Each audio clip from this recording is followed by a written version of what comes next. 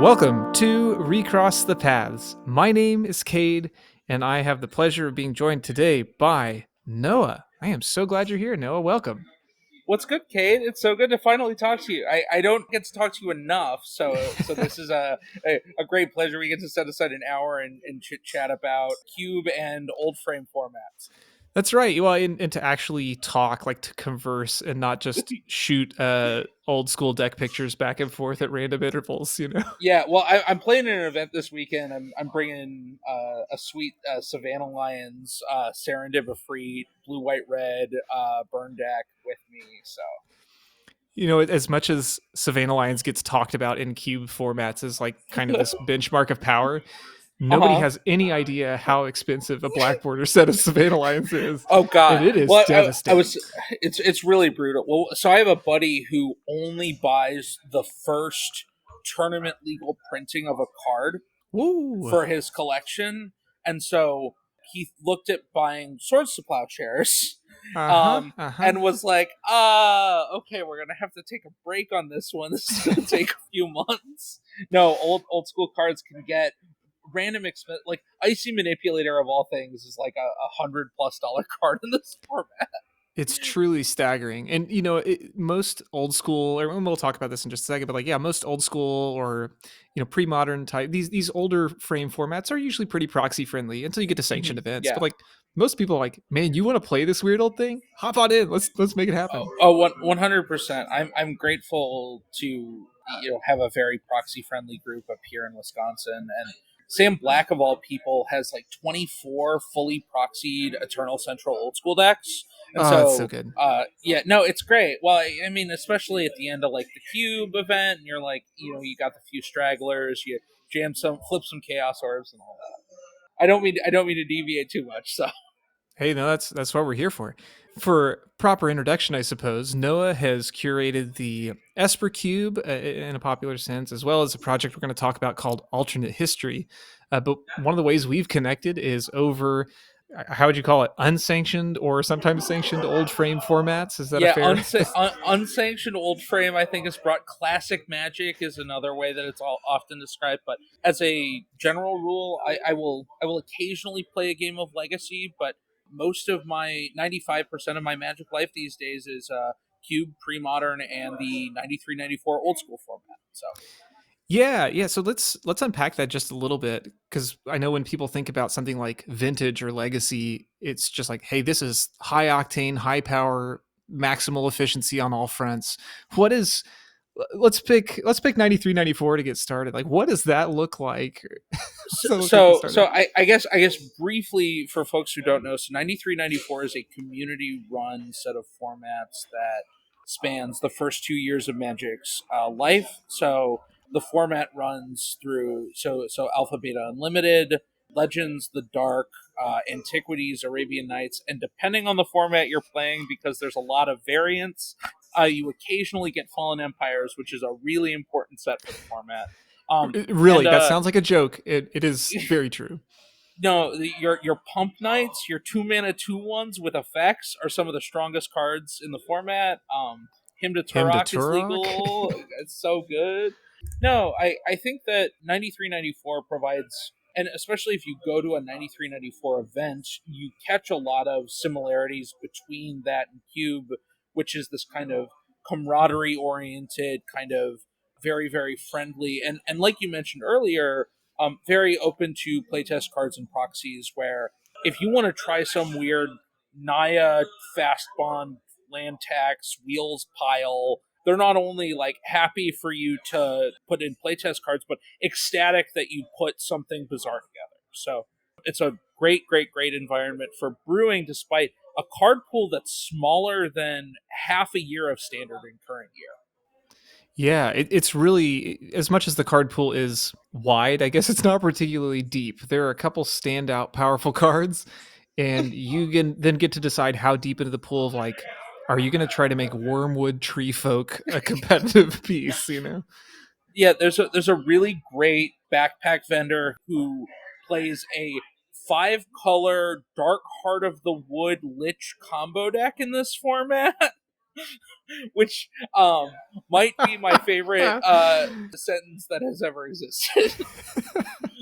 There is something funny, right? And we'll address this with cubes too, I think, but there's a way in which you look at a closed format like 93, 94, which we'll also call old school generally, where it can be optimized, right? There's arguably an ideal best deck, kind of literally the deck It's to literally play, called right? the deck, yeah. So then figuring out, like, do you choose to deviate from what is widely considered the best thing? Yeah, and it's interesting. So I was at a Lords of the Pit event a few months back, and there's almost this like kind of like it's weird given that the attempts to create these kind of friendly environments have proven difficult in the most popular constructed format today being Commander, that old school just kind of has this implicit like, hey, if we're playing a casual meetup, like you're not bringing a copy of the deck or you're not bringing the like strongest version of this deck, you're here to bring something weird, and that it's just a part of the culture rather than needing to be adjudicated or discussed. Not that there's anything wrong with needing to do that, but it's interesting that aside from maybe like LobsterCon and like the international old school championships, you don't see a lot of the best deck. Which and I'm sure a lot of cube designers can see the value in that. Like we don't all just shove the strongest cards in our cube the way that we did back in 2009 or 2010. Like we try to curate specific experiences that we want to have, and as a result we end up putting Land's Edge in our deck. That sounds like a targeted shot to me, Noah. Uh, so one of the other things to that end, I know some people play with like a gentleman's rule, that there are some cards that are like, hey, I don't really want to get mind twisted today. Let's just Uh-huh, leave these at the yeah, that door. it's the sweetest thing. So like gentleman's old school, where you just take your deck that you're currently playing and remove the mind twist and Library of Alexandria, which I think, if I remember correctly, came out of the Atlantic and Swedish rule sets only having one strip mine. So for those who don't know a lot about the format, the strongest card is not Black Lotus. The strongest card is Library of Alexandria, because the threats are so anemic and the games play so slowly that like getting able to draw a card, an extra card every turn is just obscene. Yeah, JM Daytome is playable, to be clear. So, Not only playable, the best draw engine. just to put that in perspective, and then poor red players are sitting here with like Iron Claw orcs trying to make it, trying to make ends meet. To that effect, having arrangements to like cut these things out if they're like not fun is an impulse that we chase as cube designers, where I'm sure we've all had the experience of having a cube that we cut a card from, not because it was necessarily too powerful, but the play pattern just wasn't fun. I will say the joy of playing mono red and old school is getting to Shatterstorm 2 Suchis, Oh and yeah. then have your opponent take 8 mana burn. Yeah, mana burn matters a lot. Suchi, an incredibly powerful body, very efficient threat. Susceptible to mana burn though. Yeah, indeed susceptible to mana burn.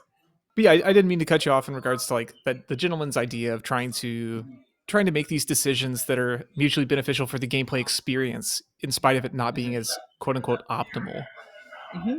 Well, and it's an important fact of, as a cube designer, you have a different set of goals than you do as a Magic player, which a lot of folks coming from a competitive background can have when they're designing cubes, and I certainly did, where you don't want 4 powerful decks and 4 bad decks coming out of your draft that you're running. You want some counterplay between everybody, and that can be a difficult thing to achieve. So. I think you talk about coming from a competitive mindset. How do you approach something like stakes when you're playing an old school or a pre-modern type thing? Like is there what are you playing for? And then how does that relate to how we engage with something like Cube?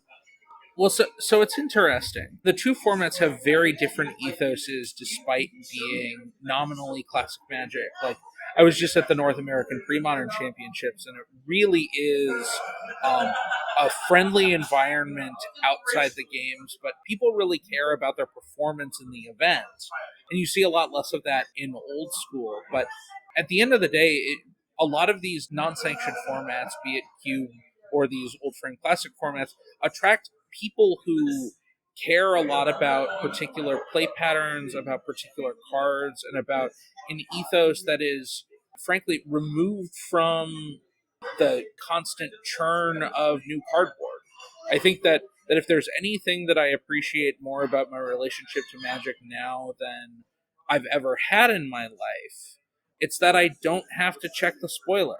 We're recording just as Final Fantasy is pre-releasing, and I've seen like 20% of the set probably because some people have posted cards in Discords. I don't feel a need to jump in and check what the good cards are because you don't have to. If there's anything I can tell a player who's thinking about curating their cube, who's not excited for a set, you don't have to look at the new set. It is tempting. Like that's very easy to say, and I know it's like other people are gonna show you the pictures, they're gonna show you the cards, but it is okay. Yeah, well, and it's a difficult process because a lot of not to get too philosophical on a Magic podcast, but the pace of human life is so much faster than it was even 10 years ago or even 5 years ago.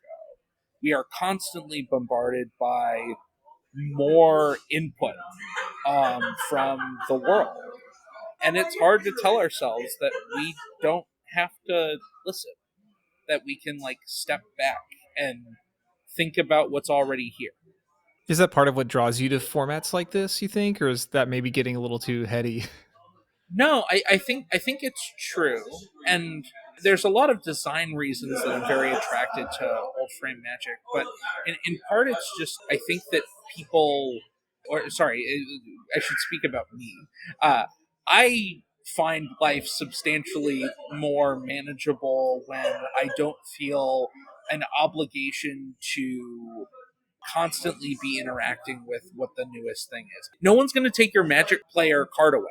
Like, regardless of how you interact with the game, like if you play Magic, you play Magic, and it's not an obligation. None of this is an obligation.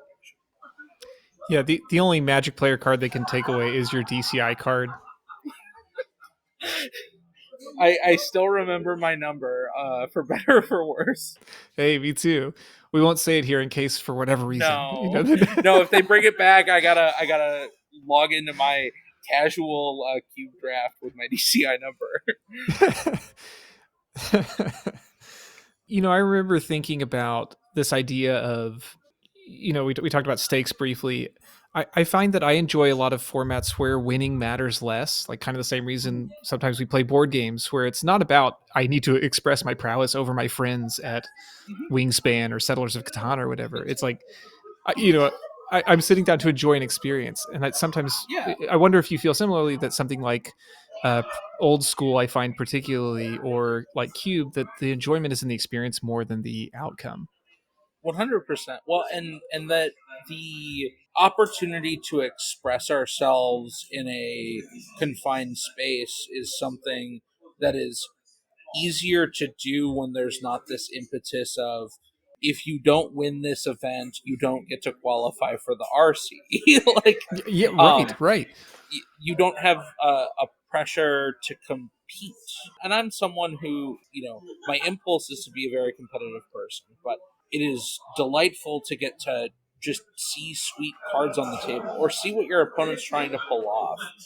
And additionally, your cube does not compete against other cubes in the International Order of Cubes. Like, Yeah. you don't have to put the best card in the cube. I was talking with Matthew out of Boston. He goes by Carbine Luguzio everywhere. And we are talking about Pyroglyph. And he's like, you don't have to put this card in your cube. It's just not. It's you don't have to do that. It's like it's way stronger than everything else here. You don't have to do it, But you can. but you can. You could. And according to some, maybe you should because it's the best card and this is the best cards cube. Well, I mean, it's so much about having your goals aligned. Like, what do I actually want to experience? 100%. Do I want people to get burned by pyroglyph? I don't know. I mean, it's an interesting question though, and important to ask. I have noticed this as a general like principle is before you put a card in your cube, ask the question: what does the opponent on the other side of the table feel when this card is put onto the table? Because I mean, no one feels happy about any particular kind of threat that is put on the other side of the board, but cards like Umezawa's Jite, who was cut from another one of my environments, can simply be a demoralizing experience for the person on the other side of the board, and so something to always keep in mind. Only because Bones thinks I just use this program to pick on him sometimes. He is an avid Goblins player in all formats, and he plays Goblins pretty actively in Legacy. And so when we were playing that actively, I was reminded that Umezawa's Jite is still legal in Legacy. A tragic reminder. Would you believe that most goblins have toughness of 1 or 2, which is shockingly close to the amount of counters you get on Umezawa's Jite for combat damage? Nice goblin lackey. Yeah, Boink. he'll have some thoughts about that. So with the different ways that you enjoy old border formats, why cube within that? Like, how does that fit into the mix for you? So I have a lot of people to thank for settling into the current mode of Magic. So post pandemic, I kind of like nominally had a collection of commander cards. I was primarily an EDH player from 2013 to 2019. I settled into Cube before old frame stuff, thankfully due to true random happenstance of meeting Denrova Horror at MagicCon Minneapolis. So, and I'd played Cube since probably 2011, 2012, and known about the format before then. But I settled into Cube because it was the best way for me to get to experience playing Magic in a sitting where I didn't have to think about building a deck.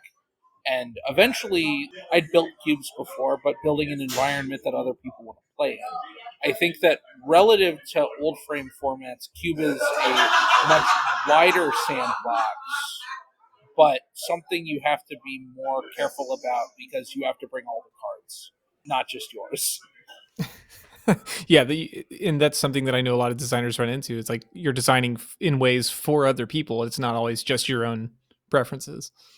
I have a friend who has period cubes, so he denotes very clear time periods that he wants to build in, and then creates an environment and giving your players the rules of engagement before you get into something. So he's got a cube called the Bailout Cube because it runs from Mirrodin into Shards of Alara, and it's called Bailout Cube because on the day Shards of Alara was released, the bank bailouts also passed through Congress.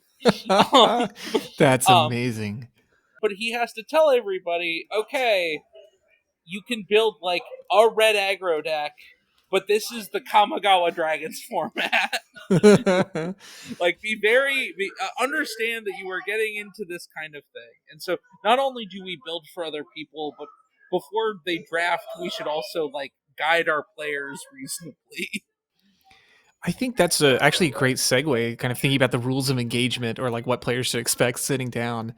One of the cubes of yours I wanted to unpack today is called Alternate History. And you have this really flavorful introduction to it about, kind of like a Marvel what if scenario. Like the year is the same, but Would you like me to read the description? yeah, um, please. The year is 2020. A mysterious benefactor successfully purchases Wizards of the Coast from Hasbro shortly before the release of Theros Beyond Death.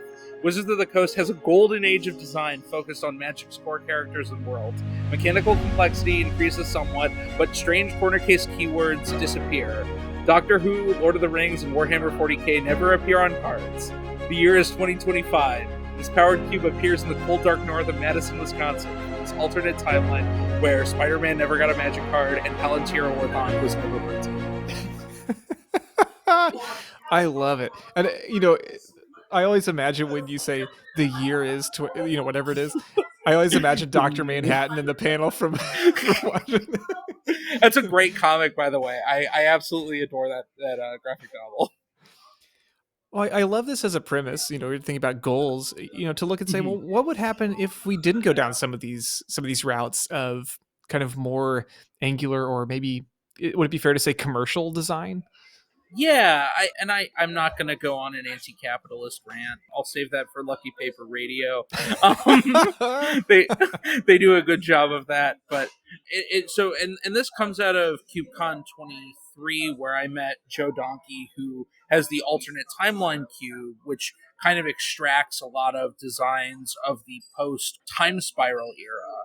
What I'm trying to do is, what's really getting at here is suggest a world where WotC wasn't solely oriented towards commander design. And so things that are excluded from the cube are both Universes Beyond and Dungeons and Dragons, um, but also no cards that mention the command zone, that it can be your commander. Things like companion or background or partner don't show up, and kind of evokes a like, what if we like subtly removed some of these things? So folks who look at the list will notice there's cards from Tarkir Dragonstorm in this cube. Yeah. There's cards from Modern Horizon sets in this cube. But there's not this other stuff that happened during that time period, which in fairness does frustrate some drafters because they're like, I don't want my wandering emperor next to my miscalculation. But I'm posing a very specific kind of scalpel like removal of certain kinds of things that exist in modern magic that didn't have to. And I think there's an element of this that we probably should acknowledge up front, that this is also a powered cube. Yeah, So not something that you always see as a, like, hey, I'm designing for, in a way, accessibility and legibility, but also pushing the edges of power in some ways. yeah. And part of it is because like a lot of us who cubed in the 2012 to 2014 era were only really exposed to powered cube as a thing that existed. I was at the previously mentioned LobsterCon North American Pre-Modern Championship, and I was talking about the cube events that happen, and someone said, "Wait, so you said you have different cubes? Like, what cubes are there other than powered cube and pauper cube?" And I'm like, "Oh, buddy, do you even know?" um, but all that to say, like, I think that there is a world here where like people can get to experience some of these very powerful old effects and some of the really clean new designs and cool new designs in a world that maybe we don't live in but could have happened if we didn't start printing D&D or Universes Beyond stuff into Magic. So how do you consider something like card strength as you're making evaluations in an environment with some of the most individually efficient cards that have ever been printed? It's extremely complicated, and I have to cop to the fact that on the like vibes to spreadsheet spectrum, I'm very far in the vibes design sensibility.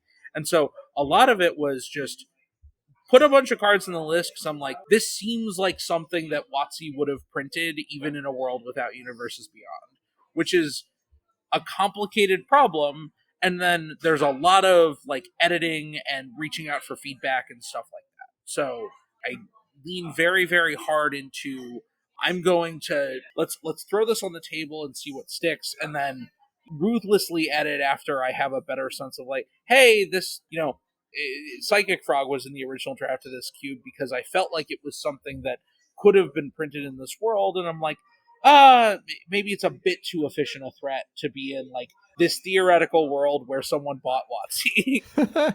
A ribbit too efficient.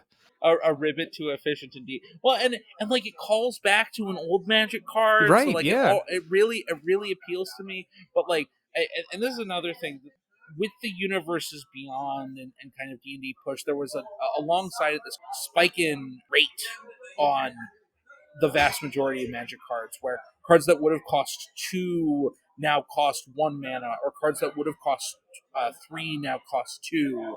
And that's something that is an important piece of feedback I've gotten where, like, hey, this doesn't feel like it sits alongside this because in this world it would have costed three instead of two mana. Along with rate 2, so much, especially with the Universes Beyond or just some alternate takes on cards, it comes with an aesthetic change to things. I know with some of the old frame formats, there's a default aesthetic that goes with that. How do you engage with something like that in a project like this? So, and this is not perfect because I have to buy affordable versions of cards where they exist. I can't just go out and buy Beta Black Lotus whenever I want. But when playing with these cards, I go out and seek cards that fundamentally look like regular Magic cards when possible. So they have a standard looking frame. My cards tend to be the older printings or the original printings unless there's a good reason otherwise. And I avoid like some of the particularly complicated rules text versions of cards with some exceptions where things like Oath of Druids unfortunately have to have 70 words on them for them to work, but in that case you pick the old printing where you need to. And you can kind of hand wave effects like that where people know. You can kind of be like, oh yeah, this is Oath of Druids, right? Yeah, you do the Oath of Druids thing. Everyone knows what Oath of Druids does. So, and I've talked with people. There's like soft restrictions and hard restrictions in the cube. So there's some things that we very very specifically don't contain, which is there isn't a Universes Beyond card. Period. Even if it's a card that could kind of fit in that world. So my favorite example of this is Stern Scolding doesn't have to have Gandalf on it. It doesn't feel like I'm casting Gandalf, but it has the wrong picture on it, so it's not in. But things that are kind of soft restrictions are I try to there's a soft 50 word limit on the oracle text of any one card. But like with the aforementioned Oath of Druids, like but it's Oath of Druids. It's really dope. We can deal with that. It's fine. It's fine. Do you count reminder text in that word limit? No. But that's another thing that I've been very careful about is like, and thankfully a lot of this is rolled up in UB, so I don't have to avoid it. But my favorite example of this is we did a double header draft where we drafted Alt History second, but we drafted another really great cube called the Gizmo Cube out here in Madison. But it has one card that makes rad counters, and Famously, yeah. Go ahead. You got it. famous somehow we have decided that we can print cards that say rad counters on them with no reminder text, and everyone's just supposed to know that these have relevant game text that you need to remember turn over turn until you have no more rad counters, which is a ridiculous notion. And it's not a printing question. Like you cannot find a card that has this. There are no printings of any card that reference rad counters that describe what they do. You have to know the rules from the CR. Look, I adore. I have friends who work for Wizards of the Coast. But what were we thinking? You gotta like no one was like hey, and it's not even on Arena. You can't be like oh they expected to play this on Arena. It's not on Arena. So like, in what circumstance do I know what a rad counter does? Well, yeah, that kind of goes in the same spirit of what you're talking about, cutting out some of these things that require that additional bandwidth. Like you're not going to have initiative, well, for multiple reasons, but like venture into the dungeon, the ring tempts you, like those elements that just require additional table knowledge. Yeah, well, and like, and I don't mean to stereotype here, but like, I live in Madison, Wisconsin. Like, people are throwing back a couple beers or a whiskey when they're playing Magic. You don't want to remember what the initiative does. what are Yeah. what are we doing here? Like, I have to pull out first. No one's using a token out of the box. Every token is a face down card. I have to remember what all the chapters of this thing do, and that's another thing is like tracking stuff is very tricky. To piggyback on that, one of the things you said in your overview that I really appreciated was that you wanted this to be tipsy friendly was how Yeah. you described it. You know that it's something that I love that even if that's not like even if you don't drink like that you get that idea of you're just having a good time with friends. You don't want to have to drill down and figure out all the details. Yeah, well, and like even folks who don't imbibe like I do, I say this as I'm smoking a cigar and having a cocktail while recording the podcast at a cigar lounge. Um, I I think that like everyone's been there for like the fourth draft of the day where like you show up at 10 a.m. for the cube draft day and then after like everyone whittles down you got the like last six sickos on the who are like let's go for number 4 and it's like 10 p.m. You don't want to like look up what some no one wants to know what a map token does. Like Oh, okay, well now what's that one all, hurts. I'm taking that personally, but yes, you're right. you don't want to look up all this stuff. And so having a, well, and my love for Barcube extends here too, is that like you want the experience of playing Magic to be a pleasant, not fiddly experience.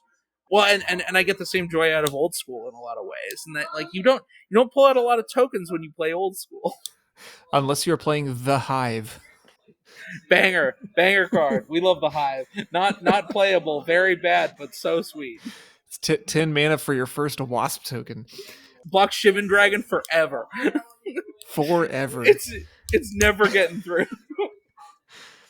I did find it funny that looking at a cube like this where you're working toward accessibility, you also have things like a storm archetype that's referenced here. Like, is that something that there's Yeah, a that yeah. there's a balance in?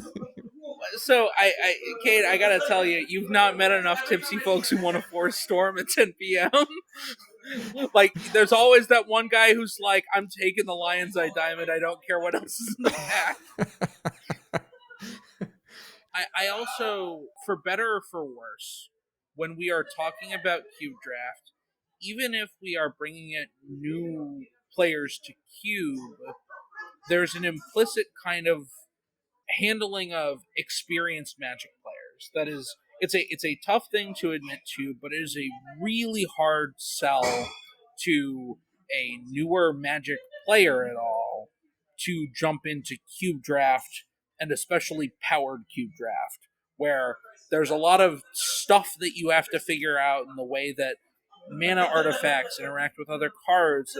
Like, I'm accepting the fact that this is not the cube I'm pulling out for someone's first cube draft who is a pretty inexperienced Magic player. I think there are other experiences that are best for that. And it's okay to have a level of buy-in necessary to be like, hey, if you're gonna have a good time, not to dissuade new cube players, but also to like give a heads up that this could be a tough first step. And I appreciate the work of people like Andy and Anthony for things like the regular cube with sacred geometry, with a lot of these kind of limited forward environments that are more approachable than the cube that everyone recognizes, which is a vintage cube with all of the busted cards from Magic's history. Well, yeah, and it sounds like it takes a measure of self-awareness to recognize that every cube's certainly not going to fit every goal, but to look at something and go, "Hey, maybe we should grab something a little more accessible if you're not ready to jump in the deep end yet." Yeah, and like, it's crucial that we have those environments as the cube community. It's not sufficient for us to say, and I don't think the cube community believes this now, but there was a time where like accessibility wasn't really a concern for people designing environments because the assumption was, oh, the people playing your cube all know what the card Black Lotus does. They all know what Wrath of God does. They know how a lot of these effects interact. And I think we're in a much healthier space now, in large part to people admitting that, hey, we want people to play our format. and so and so maybe we need something that's not as difficult to jump into as current MTGO Vintage Cube with all of the most complicated cards that have ever been printed. And that desire for accessibility harkens back to some of what you were talking about with old frame formats too, where it's like, here are some jumping off points. I think one of the most helpful resources for me was there's a website called Walk Walk that just has a bunch of deck photos. Yeah. Like, just a great way to like, yes, this is a huge deep rabbit hole that people have been exploring for well over 30 years now, but here are just places to jump in so that it's not so scary. 100%. Well, and weirdly enough, old school of all formats is extremely accessible to new players because they don't have to read a lot of words. Right, right. Sure, there's weird stuff that happens, but like, you don't gotta read a lot of text when you like jump into a game of old school. Savannah Lions doesn't have any abilities.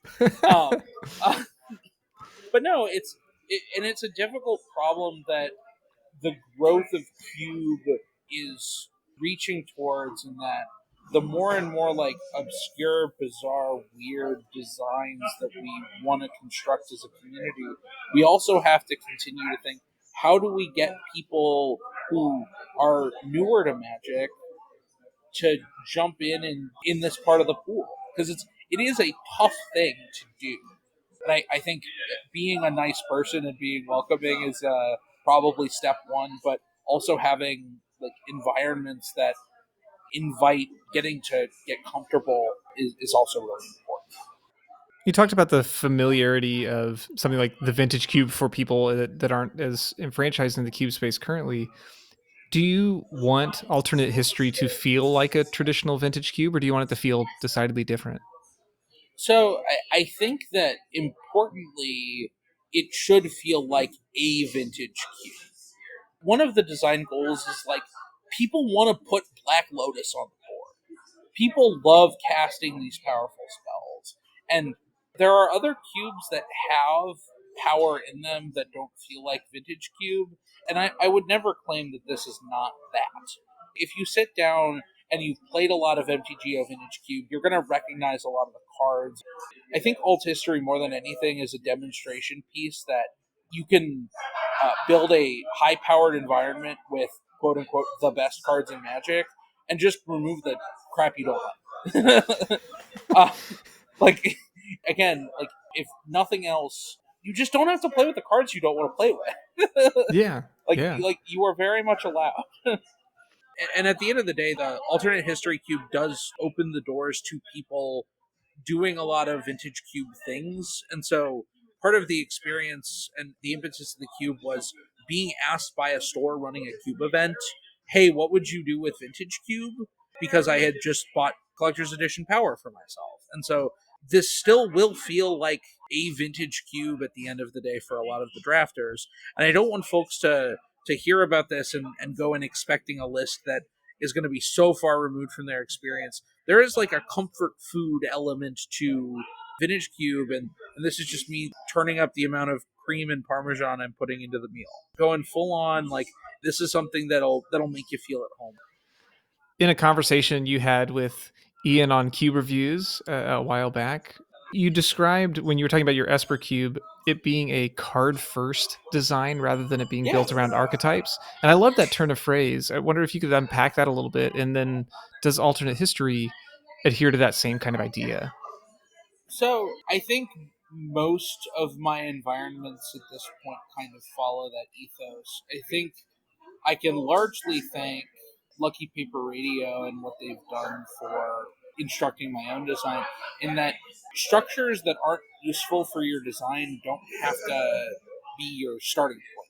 So I can sit down and think about, hey, I want the card Phyrexian Dreadnought to be playable in my environment. I want to put a 12-12 into play. How am I going to put this 12-12 into play and not have it die? And you're like, okay, maybe I'm playing like Dizzy Spell because there's only one for Phyrexian Dreadnought. Okay, maybe I want to put. Well, Tishana's Tidefinder is a good card. Maybe that's just like a good creature, but it also can like stifle my Dreadnought trigger. I think that kind of impulse of start from things you want to be awesome and then orient your design around that is going to end up being more valuable than saying, all right, I've got this like 15 card set for some archetype I want. I've got like 15 cards between blue white and my blue white slots that I want to be blink cards. It's like I don't know, man. Whether or not that's there or not is going to happen by you picking cards you want to play with. um, and you can just cut the cards that do that if you decide you don't like them. And it's not to say that that scaffolding is not useful when you're first getting started.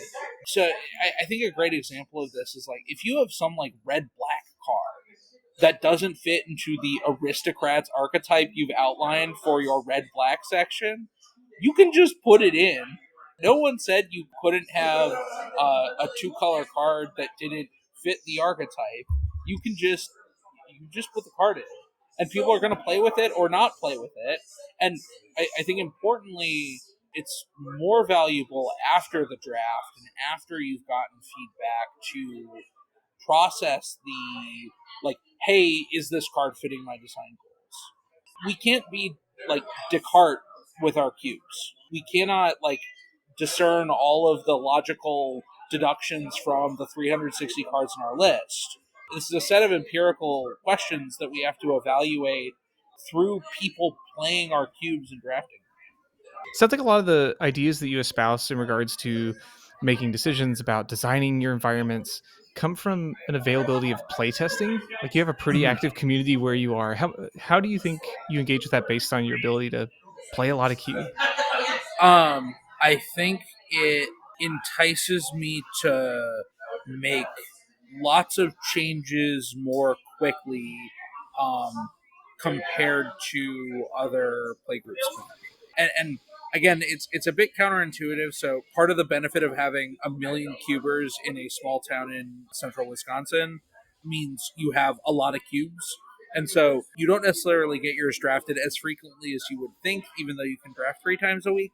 But on the other hand, you have a lot of really smart Magic players who are able to give you paragraphs and paragraphs of feedback about your cube after the draft. And so every single draft with most of my cubes, I'm making between 10 and 30 changes just on Wow. account of the fact that people have given enough suggestions and I can pick up new cards and I can proxy stuff and then say, hey, the next time this gets around, let's try this stuff. And if it doesn't work, great. But if it does, it's a really exciting opportunity. I actually the best example of this isn't in alt history, it's in Esper Cube, where we threw an Esper Pixie deck in last minute before a draft, and while it didn't work perfectly, we landed on a lot of these like random like enchantments that have triggered abilities and bounce effects have other cool interactions with other cards in the environment. And so getting to like the impulse of like just change the cards and get it in for another draft so that you have an opportunity to evaluate whether or not those things are interesting. Another important call out is you're never going to know what the best like 10% of cards are in your queue, and you're never going to know what the worst 10% of cards are in your queue. So the value of you keeping the list static until you have quote good data unquote isn't like you're never going to get there. You won't get to a point where you know for sure this card should or shouldn't be in the environment. And so going off of put new cards in, get a feeler on how they felt during the draft portion is much more valuable than keeping a list for a while and be like, hey, I want to run this like 5 times before I make a change. Definitely not the impulse I would have unless you really like the list of cards you have. But especially early on, like make aggressive changes. Do you have particular advice you would offer in regards to like if you don't have access to an active playtest group, like maybe you're in a more remote area or you just don't have as frequent gatherings? So I am fortunate to be in that place, but I wasn't always, and the rest of the world wasn't when we were all locked down. I think getting your list in front of other humans to look at what you have put together is extraordinarily important. So in like Socratic philosophy, there's like these like two roles between you have the interlocutor, so you have Socrates, and then you have the person who's making claims about the world. And one thing about humans is we can't really do both of these things at the same time. We can't believe something and also actively like reevaluate it self-consciously because our belief is informed by the belief we already hold.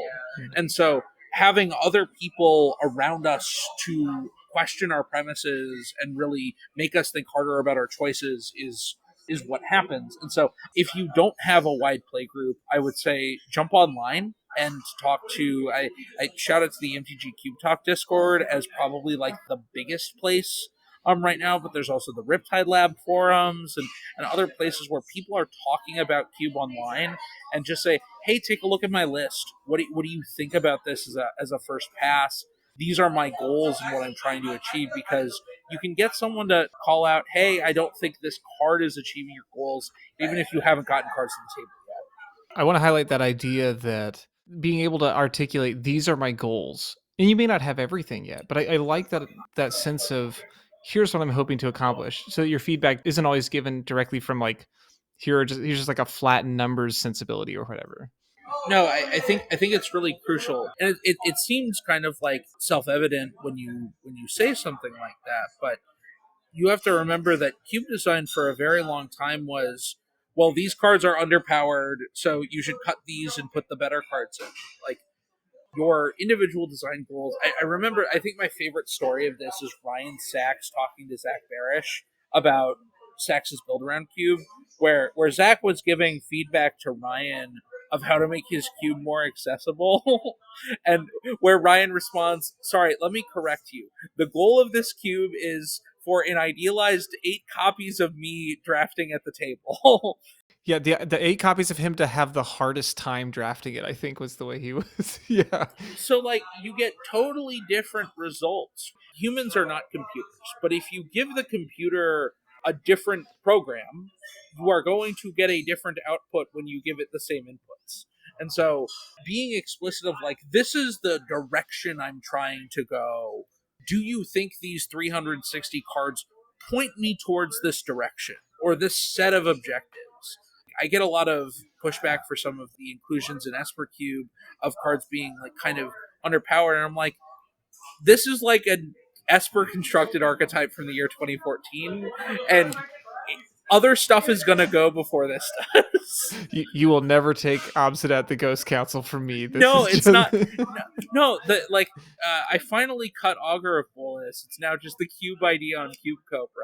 But some of these like kind of like very corner case cards, like I want Doomsday to be a playable deck in this cube without it being obscene, and so like sure it's going to be a little awkward and work in strange fashion, but it's more important that those things are there and possible 1 in 3 drafts than something that is consistently good and on tier with everything else. And this is one of those like wide power bands are acceptable when they achieve your goals. Like we don't all want a flat power level. And in fact, there's a lot of formats that don't have a flat power level. They're called booster draft. Like yeah. no one, Yeah. no one, no one ever complained about booster draft where the rares are just I really want the rares in the set to be as good as the commons in that set. It's like no, the whole point is that like you open a sweet rare and you get to play with it. Sometimes we go a little far, but like like sometimes you get a dream trawler, but like you want that card to be awesome. And the other thing is when like your opponent plays an awesome card and you beat your opponent in that situation, you feel amazing. Like Yeah. you feel like the greatest Magic player of all time because your opponent revealed Tetsamok on turn 1 and they died. We're revealing our eras here of what Well, and I'm hearing echoes of some of the similar sensibilities with the old frame formats again, right? Thinking about something like old school, where there are, thinking again about what's optimal versus what is interesting or what's compelling to you for your own design goals. I remember when I posted a deck list to a group once, like, hey, I was excited to put this on the table. The first comments were like, well, why are you playing this? Like, this is clearly the better card. And it was like, well, you Like know, that's what I want to do. yeah, because like it meets a specific goal. I'm happy to go off the beaten path in a project like that, and I imagine for many, Cube is going to look similarly. Yeah. So it's as I've harped on, you don't have to play cards you don't want to. But also your goals don't have to be the same as other designers' goals. If you like the feel of booster draft where there's like a small cadre of cards that are like exciting moments to pick them in a pack and they're an uphill climb to beat them on the other side, but you like that experience and your players like that experience, that's not only fine but an awesome experience if that's what your players are bought into. Well, no, I wanted to make sure that we at least mentioned briefly one of the things that I was so impressed by when we connected at CubeCon the first time. You have elected to open your home to people to engage in what you call the Cube Dungeon. Can you talk a bit about the Cube Dungeon? Sure. So this is there's a great history here. So when I was growing up in like the 2012 to 2016 era, when my parents' marriage started to fall apart, my dad started playing Magic with my brother and I as a way to connect with me and my brother when we were growing up. And my dad in our childhood home built set cubes out of a Modern Masters 1, out of original Innistrad, out of the Conspiracy multiplayer draft format. And he would host these like 8 to 16 player draft days in our basement after my parents got split up. And so when it was a weekend that my dad scheduled this, we would draft and my dad would cook a big meal. He's a really good cook, and so he taught me early, like when I was growing up, that one of the things you can do if you have a space, is not just use this for yourself, but open it up to other people. And so when my wife and I bought a house, my now wife and I bought a house a couple of years ago, the first thing we did before we set up almost anything else is I threw tables in my basement and started inviting people over for Cube after I'd gotten looped in with the Madison Cube Discord. And it's been one of the most rewarding things I've gotten to do since being a part of the Madison Cube community and the Magic community in general, where we can provide a space to play Magic, but also spend time with people in a safe place. And importantly, I think I had a friend help me make a website for my basement, which is a bizarre, That's a a wild bizarre. sentence, Noah. That's so good. Uh, no, if you go to cubedungeon.com, you can see a photo of my basement. But on the splash page, there's a line that says, "Unlike game stores and other venues, the dungeon values gameplay, generosity, and conviviality outside the for-profit context." In that, like, I have a lot of liquor and a bunch of soda and beer, and there's no impetus for anyone to pay anything. People bring in and they donate stuff regularly if they can afford it, and if they can't, people don't feel ashamed to, like, hey, say, can I have a drink? And it's important for me to to share spaces with other people in that way, because without getting too political, it's a tough time out there right now, and having a space where people feel comfortable to come and play Magic and have a drink without being enticed to pay an entry fee or spend money at a store is really important. Yeah, and there's something vulnerable about bringing people into your home, about making yourself available to them and giving them a spot to be who they are where you are.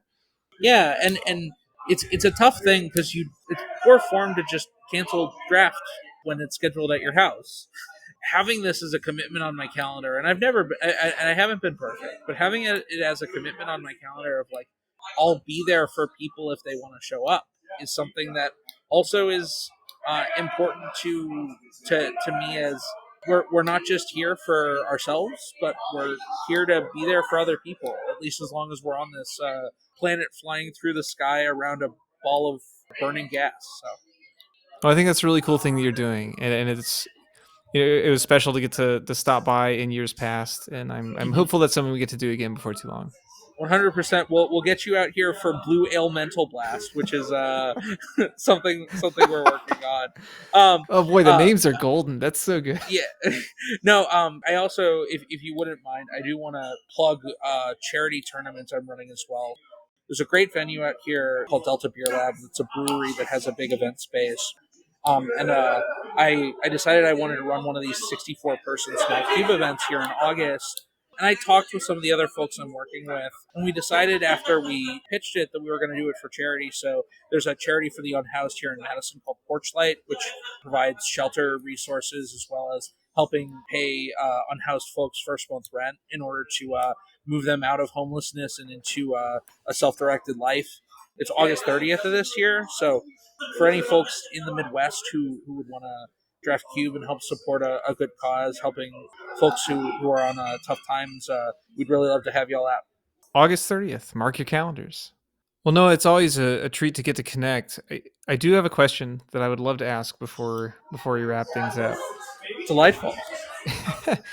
You already know this one's coming, but Uh huh. if you could have any card printed as a promo, what card would you pick, and who would you have do the illustration?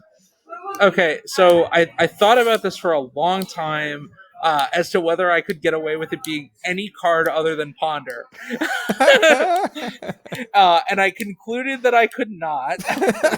um, This is yeah. given I was gonna be shocked. given that there is audio on streams calling me Island looking at three cards, because I go by Island Portent on pre-modern stuff and Island Ancestral on old school discords. So I'm like, okay, there's only three cards I could go with, but it's gonna have to be Ponder, and I want Susan Van Camp to do a mermaid holding the three moons on the other Ponder. That would be my pick. Is have Susan Van Camp, of Jackal Pup and Old Man of the Sea fame, do an illustration for Ponder. and Elvish Bard, a real banger of hers. Hymn to Cor- Turok, the wolf hymn to Turok. yeah, the Wolf Hymn to Torok, all-time banger. She does great work, and actually, I'm lucky enough. I'm playing in a small charity old school event in Indiana later this year, where she is a secret guest. The event sold out. You don't have to bleep that out, Kate. But it's the Thrash Bash that happens every year. She's going to be there signing cards for folks. So she does great work. So Ponder by Susan Van Camp. Wow, so you actually may have an opportunity to make that a reality if you really want to, I'm huh? gonna see like that's a big ask, but I'm gonna see if she's got like an artist proof of Old Man in the Sea or something, and seeing if she could do a painting on the back. So That's cool. Love that. Well, Noah, this has been a treat, man. Like, what a joy! And it's been quite the whirlwind, bud. there's something kind of fun about.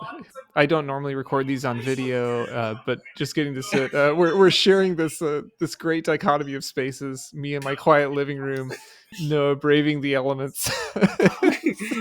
No, I only record where I'm most comfortable, which is this extension of my living room that is the tasting room in Madison, Wisconsin. Well, I so appreciate your sensibility behind being open to others and trying these different things with something like the alternate history. Of course, love the Esper Cube project. Just grateful for the time you've taken here, and I thank you so much for being part of this project, Noah. You're too kind, Cade, and I want to give a shout out to you for producing a truly incredible Cube podcast for the community. Your emphasis on community and intentionality pours through every episode. So, Cheers, amigo. Prost.